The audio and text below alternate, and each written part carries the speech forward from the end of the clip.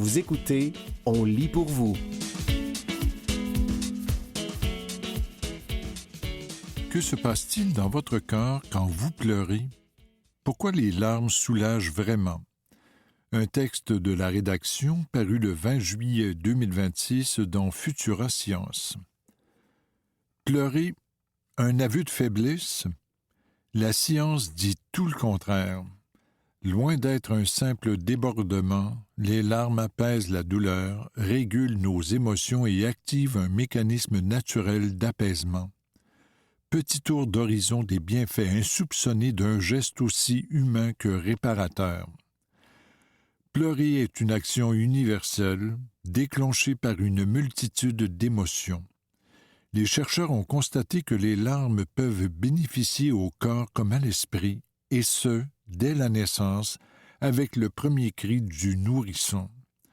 Loin d'être un signe de faiblesse à réprimer, pleurer remplit plusieurs fonctions bien réelles. Tour d'horizon. Détoxifier le corps et s'apaiser. Il existe 3 types de larmes. Les larmes réflexes évacuent les impuretés comme la fumée ou la poussière. Les larmes basales lubrifient l'œil et le protègent des infections. Les larmes émotionnelles, enfin, répondent à un sentiment, tristesse ou joie. Les chercheurs supposent que pleurer permettrait d'évacuer hormones de stress et toxines, même si ce point demande encore à être confirmé. Les larmes seraient aussi l'un de nos meilleurs mécanismes d'auto-apaisement. Pleurer active le système nerveux parasympathique qui aide le corps à se reposer et à récupérer. L'effet n'est toutefois pas immédiat. Il faut parfois plusieurs minutes de larmes avant d'en ressentir les bienfaits apaisants. Atténuer la douleur et améliorer l'humeur. Pleurer longuement libère de l'ocytocine et des endorphines, ces substances du bien-être qui peuvent soulager la douleur, physique comme émotionnelle. Une fois les endorphines libérées, le corps peut entrer dans une forme d'engourdissement, tandis que l'ocytocine procure un sentiment de calme. Au-delà de la douleur, sangloter peut même remonter le moral. En réduisant le stress et en libérant des endorphines, les larmes contribuent à améliorer l'humeur générale. Susciter le soutien et traverser le deuil. Pleurer, c'est aussi signaler à son entourage que l'on a besoin d'aide. Depuis la petite enfance, les larmes sont un comportement d'attachement dont la fonction est en grande partie d'obtenir réconfort et soin des autres. Elles aident ainsi à renforcer son réseau de soutien dans les moments difficiles. Le deuil est justement un processus où les larmes tiennent une place particulière. Fait de tristesse, d'engourdissement, de culpabilité et de colère, il se traverse différemment selon chacun. Pleurer peut aider à cheminer et à accepter la perte d'un être cher. Si les larmes commencent toutefois à empiéter sur la vie quotidienne, il peut être utile d'en parler à un professionnel de santé. Rétablir l'équilibre émotionnel. Les larmes ne surgissent pas seulement face à la tristesse. Il arrive de pleurer de bonheur, de peur ou de stress intense. Selon la recherche, pleurer dans ces situations aiderait à rétablir l'équilibre émotionnel. Face à une émotion très forte, ce serait la manière du corps de retrouver son point de stabilité. Quand faut-il consulter? Pleurer en réaction à ce qui nous rend heureux ou tristes est courant et sain. Il ne faut pas retenir ses larmes, si l'on ressent le besoin de les laisser couler. Des pleurs excessifs, en revanche, méritent d'être évoqués avec un médecin. S'ils se mettent à perturber les activités du quotidien, ils peuvent être le signe d'une dépression. D'autres symptômes peuvent accompagner une dépression, parmi lesquels un sentiment de tristesse ou de désespoir, de l'irritabilité, des changements d'appétit ou de poids, un manque d'énergie, des troubles du sommeil ou encore des douleurs inexpliquées. Pleurer est une façon normale et saine d'exprimer ses émotions et il n'y a aucun mal à le faire. Mais si vos larmes commencent à interférer avec votre vie de tous les jours, en parler à un professionnel de santé peut être une bonne idée. Ce sujet touche à la santé émotionnelle. Si vous traversez une période difficile, sachez qu'un médecin ou un professionnel de santé mentale peut vous accompagner pour trouver des ressources de soutien. C'était « Que se passe-t-il dans votre corps quand vous pleurez? Pourquoi les larmes soulagent vraiment ?» Un texte de la rédaction paru le 20 juillet 2026 dans Futura Science.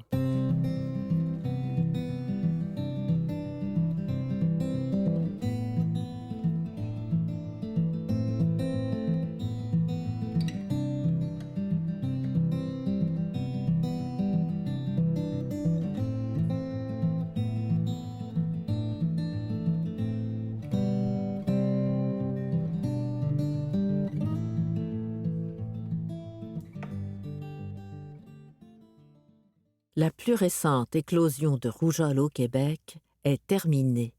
Un texte de Johanna Sabi, paru le 3 août 2026 dans Info Bref. 28 cas de rougeole ont été déclarés au Québec depuis le début de l'été. Le dernier cas a été signalé le 1er juillet. Or, le ministère de la Santé considère qu'une éclosion est terminée lorsque 32 jours se sont écoulés depuis le dernier cas. Dans l'ensemble du Canada, plus de 1100 cas ont été déclarés depuis janvier.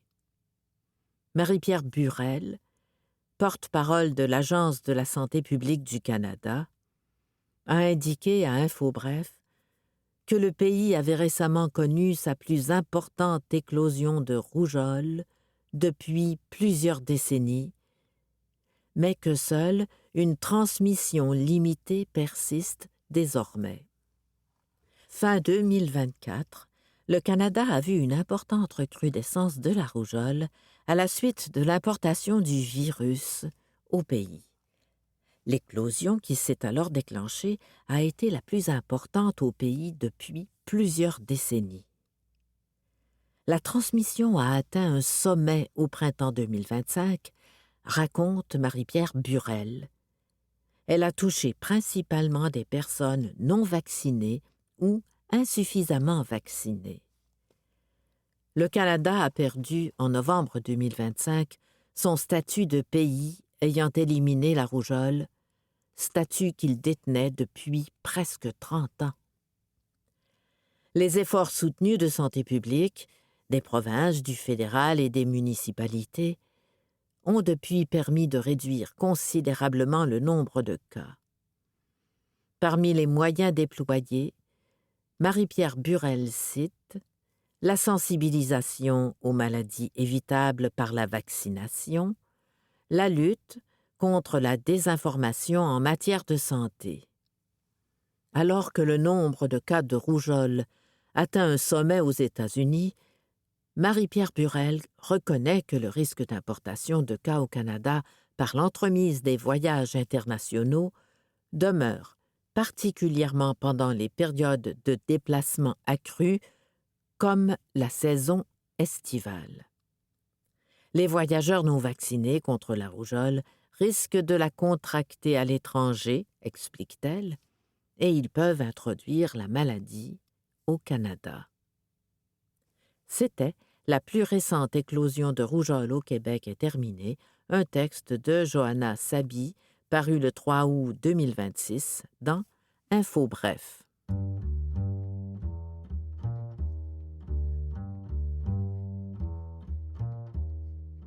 Éphéméride, un regard sur l'histoire. C'est arrivé un 26 août. En 1429, Jeanne d'Arc atteint les abords de Paris. Dans le cadre de la campagne visant à chasser les Anglais du territoire français, Jeanne d'Arc et ses troupes parviennent aux portes de Paris, alors tenues par les forces anglo-bourguignonnes. L'assaut lancé contre la ville échoue et Jeanne elle-même est blessée au cours des combats. Malgré cet échec, l'épisode renforce sa légende et sa détermination aux yeux du roi Charles VII. Elle sera capturée quelques mois plus tard près de Compiègne.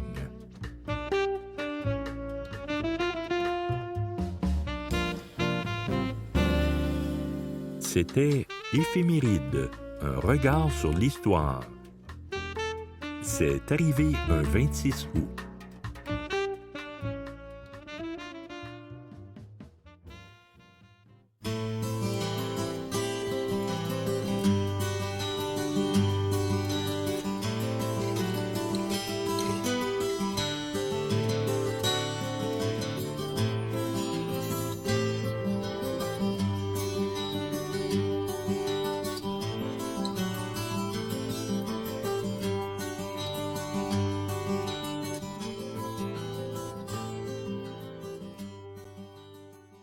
Les versements au titre de l'allocation canadienne pour enfants augmentent en 2026-2027. Un communiqué de presse d'Emploi et Développement social Canada paru le 20 juillet 2026 sur le site du gouvernement du Canada. Le gouvernement du Canada allège la charge financière des familles en augmentant l'allocation canadienne pour enfants, ACE. L'ACE est un paiement mensuel non imposable visant à les aider à subvenir aux besoins de leurs enfants. Aujourd'hui à Montréal, au nom de la secrétaire d'État, Enfance et Jeunesse, l'honorable Annie Koutrakis, secrétaire parlementaire de la ministre de l'Emploi et des Familles, a le plaisir de souligner l'augmentation de l'aide financière non imposable que les familles reçoivent en 2026-2027 grâce à ce programme. À compter de ce mois-ci, grâce à l'allocation, une famille pourra recevoir jusqu'à 8 157 $ pour chaque enfant âgé de moins de 6 ans et jusqu'à 6 883 $ pour chaque enfant âgé de 6 à 17 ans. Il s'agit d'une augmentation allant jusqu'à 160 $ par enfant de moins de 6 ans et allant jusqu'à 135 $ par enfant de 6 à 17 ans comparativement à l'année précédente, ce qui permet d'aider les familles à gérer les dépenses quotidiennes comme l'épicerie, l'habillement et les services de garde d'enfants. Rien qu'au Québec, les montants versés au titre de l'allocation s'élèvent à un total dépassant les 6,2 milliards de dollars au profit d'environ 892 000 familles chaque année. Cela vient réduire les pressions financières qui s'exercent sur elles et contribue à la stabilité financière des ménages de partout dans la province. Aujourd'hui, à l'échelle nationale, l'allocation vient en aide à environ 3,6 millions de familles s'occupant de 6 millions d'enfants. Elle permet de verser chaque année environ 30 milliards de dollars non imposables aux familles canadiennes. L'allocation a contribué à sortir des centaines de milliers d'enfants de la pauvreté et a remis davantage d'argent directement dans les poches des parents qui en avaient le plus besoin. Citation. À partir de lundi, l'allocation canadienne pour enfants augmentera pour 3,6 millions de familles canadiennes. Cette augmentation du montant mensuel permettra de couvrir des dépenses quotidiennes comme les fournitures scolaires, les vêtements et l'épicerie.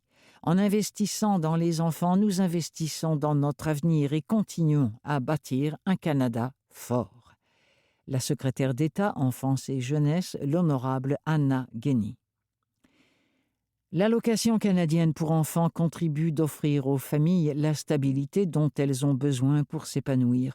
En ajustant les versements afin qu'ils évoluent au rythme du coût de la vie, nous veillons à ce que les parents disposent de plus d'argent pour subvenir à leurs besoins essentiels comme l'épicerie, les vêtements et les services de garde d'enfants, ce qui contribue à rendre les ménages plus forts et plus résilients partout au pays. La secrétaire parlementaire de la ministre de l'Emploi et des Familles, Annie Koutrakis. Faits en bref. L'allocation canadienne pour enfants est un versement mensuel non imposable fondé sur le revenu de l'année précédente. Elle offre de l'aide aux familles à revenus faibles ou moyens ayant des enfants afin de les aider à assumer les dépenses associées à l'éducation des enfants. Au Québec, près de 1,4 million d'enfants bénéficient de l'allocation car elle améliore la sécurité financière au sein de leur foyer et permet à leurs parents d'investir dans l'avenir de leurs enfants. Le montant reçu au titre de l'allocation dépend de plusieurs facteurs clés, notamment le nombre d'enfants et leur âge, ainsi que le revenu familial net. rajustée de l'année précédente. Par exemple, une famille avec un enfant de 5 ans et un autre de 9 ans dont le revenu net familial ajusté est de 65 000 $ recevra environ 11 430 $ en 2026-2027. Cela représente près de 400 $ de plus que ce qu'elle aurait reçu en 2025-2026. L'allocation est conçue pour être ajustable en fonction du coût de la vie. Elle est indexée à l'inflation depuis 2018, ce qui garantit aux familles qu'elles pourront compter sur un soutien prévisible qui ira en augmentant. L'indexation annuelle prend effet le 1er juillet de manière à coïncider avec le début de l'année du programme pour ce qui est des paiements, c'est-à-dire du 1er juillet au 30 juin de chaque année. De nombreuses études et rapports de recherche ont révélé les retombées suivantes associées à l'allocation. Elle a aidé les mères monoparentales à faible revenu à joindre les deux bouts. 85% des répondantes ont indiqué qu'elles connaîtraient beaucoup de difficultés sans l'allocation. Elle a aidé les familles à faible revenu à consacrer plus d'argent aux nécessités, en anglais seulement, comme la nourriture, le logement et les vêtements pour les enfants. Elle a réduit le taux d'insécurité alimentaire grave, en anglais seulement, d'1 tiers chez les familles à faible revenu.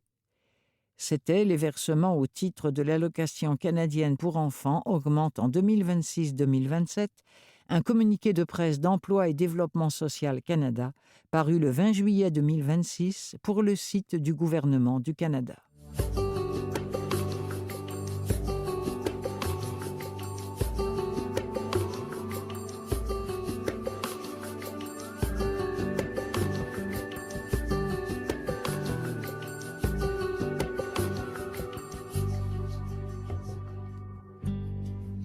Qu'est-ce que la régression chez l'enfant et comment aider votre bambin? Un texte de la rédaction paru sur le site de l'UNICEF. Une experte en psychologie nous explique que si les régressions peuvent être frustrantes, elles sont généralement de courte durée. Votre enfant a fait un formidable bond en avant, par exemple. Il est enfin propre. Avant de faire un pas en arrière, il refuse d'aller aux toilettes. Sachez qu'il n'est pas le seul et que beaucoup de parents vivent la même chose. La régression est un phénomène courant chez les enfants, en particulier chez les tout-petits. Nous avons demandé à Nancy Close, titulaire d'un doctorat, maîtresse de conférences au Child Study Center de l'École de médecine de Yale et directrice adjointe du programme d'éducation de la petite enfance de Yale, quelles étaient les causes des régressions et comment aider nos enfants à traverser ces périodes. Qu'est-ce qu'une régression? Quelles en sont les causes? J'aime associer la régression à l'idée de progression, explique Nancy Close. La plupart des enfants ont très envie d'avancer dans leur développement. Progression. Les enfants sont naturellement dotés d'une énergie qui les pousse à explorer, à manipuler et à maîtriser leur environnement. Toutefois, l'enthousiasme suscité par les nouvelles acquisitions s'accompagne de stress.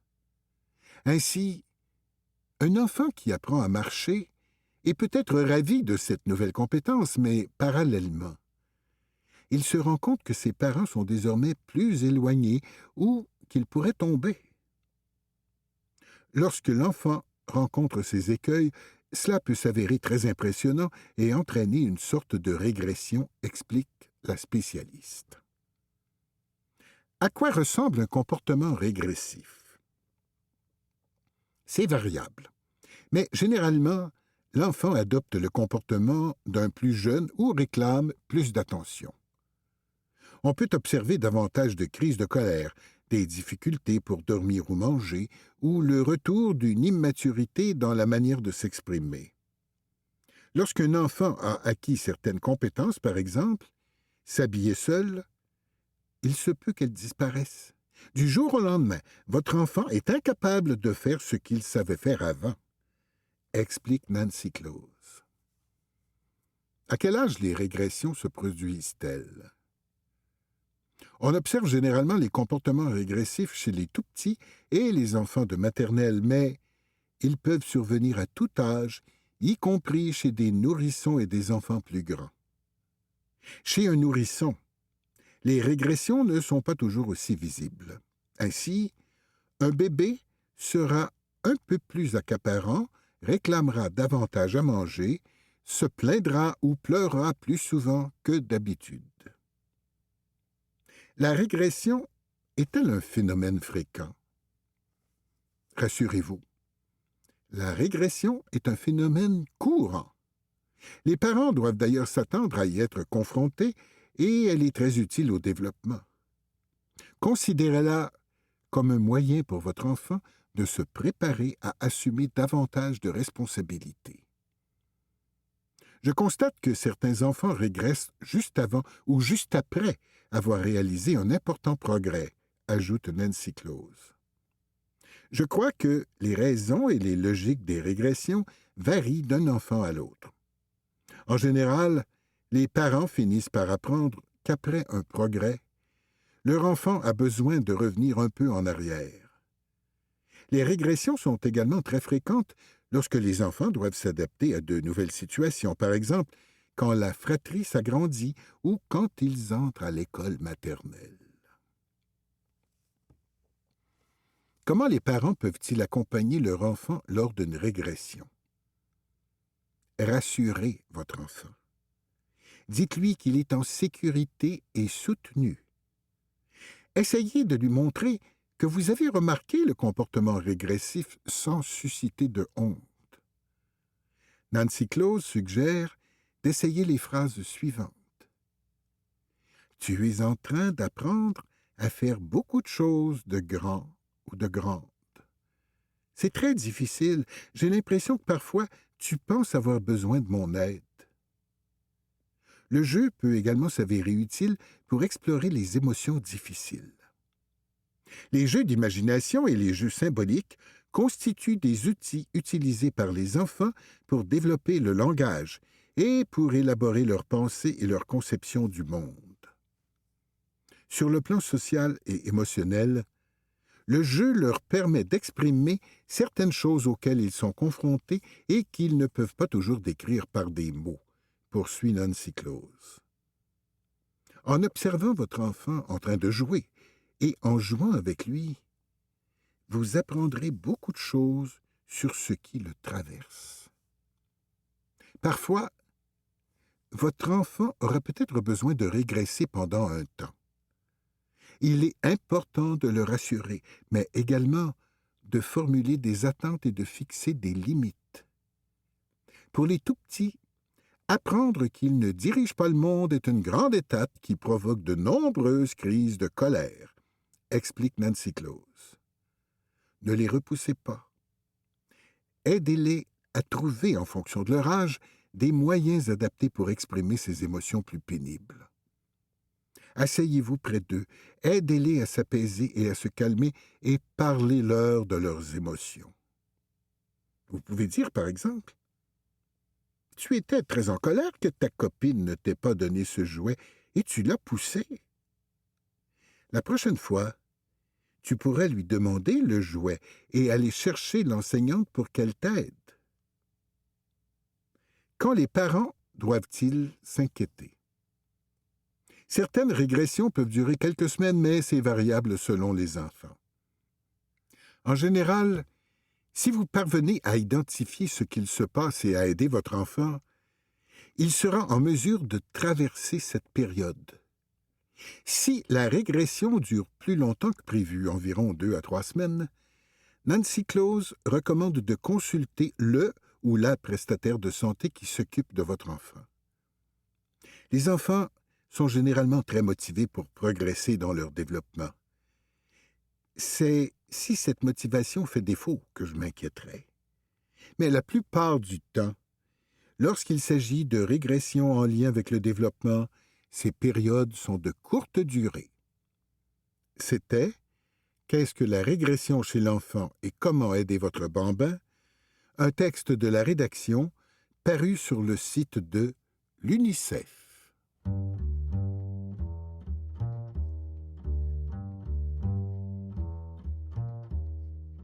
Éphéméride, un regard sur l'histoire. C'est arrivé un 27 août. En 1859, premier puits de pétrole moderne. L'Américain Edwin Drake fort avec succès le premier puits de pétrole exploité selon des méthodes modernes à Titusville, en Pennsylvanie. Cette découverte marque le véritable point de départ de l'industrie pétrolière mondiale. Elle entraîne une ruée vers l'or noir qui transformera profondément l'économie et la société américaine. Le pétrole deviendra au fil des décennies suivantes une ressource stratégique majeure à l'échelle planétaire.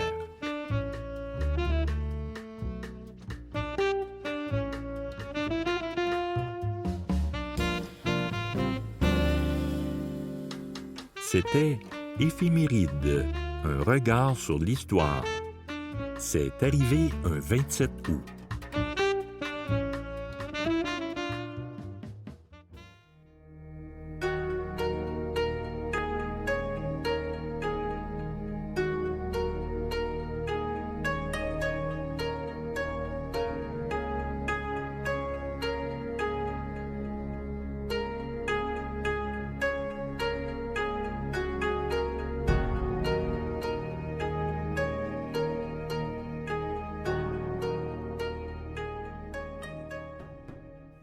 La Chine impose de nouvelles règles pour réduire la dépendance affective à l'intelligence artificielle, un texte de Johanna Sabi, paru le 15 juillet 2026 dans InfoBref.